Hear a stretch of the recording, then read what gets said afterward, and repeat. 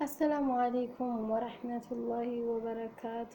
ውድና የተከበራችሁ ወደ ቻናሌ ቤተሰቦች እንዴት ናችሁ? እኔ ሰላም ነኝ አልሐምዱሊላህ። ያላችሁበት የአላህ ረህመት እዝነት አይለያችሁ። ወዳችሁ ፈዳችሁ ለምትከታተሉኝ ጀዛኩሙላህ ወዳችሁ ፈዳችሁ ለምትከታተሉኝ እህት ወንድሞች ጀዛኩሙላህ ኸይር። ጅዳ ያላችሁ ውድ እህቶች ወንድሞቼ የወንድ ስራ ኢቃማ ያለው ፈልጉ። ዘበኝነትም ሆነ ምንም ይሁን ኢቃማ አለው። ምንም አይነት ስራ ችግር የለውም።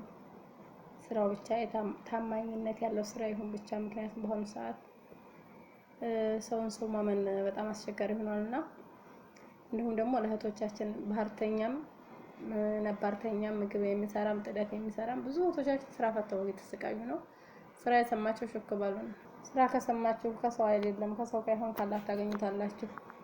አንድን ሰው ስራ ማስገባት ገንዘብ የሰጡ ያህል ነው። ስለዚህ ስራ የሰማችሁት ወንድሞች ሁላችሁም ለስራ ላጡ እህቶቻችን እንተባበራቸው ኢንሻአላህ። በጣም ብዙ እህቶቻችን ስራ ፈተዋል። ስለዚህ ስራ የሰማችሁ ሹክ በሉን ማለት ነው። ምክንያቱም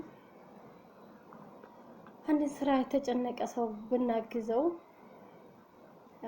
ስራ ፈቶ ተቀምጦ ስራ ታስገባ ነው ብር እንደሰጠ ነው ይቆጠራል። ምክንያቱም በአሁን ሰዓት አብሶ ሰው የሌለው ሰው ስራ መግባት አይችልም።